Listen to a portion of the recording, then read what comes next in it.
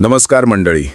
आज बैलगाडी क्षेत्रासाठी अत्यंत दुःखद आणि काळा दिवस म्हणावा लागेल, कारण आज बैलगाडी क्षेत्राने आपला एक हिऱ्यासारखा नंदी गमावला आहे. अमित शेख भादले यांच्या दावणीतील चालू सीझनचा बादशाह वादळ आज आपल्यातून कायमचा निघून गेला आहे. मित्रांनो, जसं 1 BHK फ्लॅटचा मानकरी शंभू आणि चिमणा यांनी कमी काळात मोठं नाव केलं, तसंच वादळनेही अत्यंत कमी वेळात संपूर्ण महाराष्ट्रात आपली ओळख निर्माण केली होती. टॉपचा स्पीड, जबरदस्त ताकद आणि मैदान गाजवणारी धाव. वादळ म्हणजे फक्त नंदी नव्हता, तो एक ब्रँड झाला होता. मागील 2 महिन्यांपासून वादळ मैदानात दिसत नव्हता.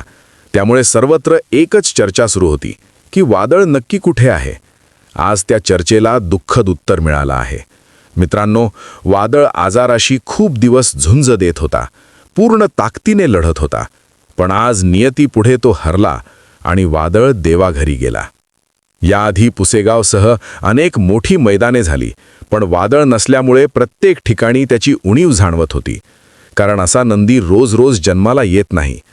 आज अखंड महाराष्ट्रातील बैलगाडी प्रेमी आणि संपूर्ण बैलगाडी क्षेत्राकडून वादळला भावपूर्ण श्रद्धांजली. खरंच मित्रांनो, आजचा दिवस बैलगाडी क्षेत्रासाठी काळा दिवस आहे, कारण आपण एक टॉपचा बादशाह नंदी गमावला आहे. वादळ अमर रहे, तुझं नाव इतिहासात कायम जिवंत राहील. ओम बैल.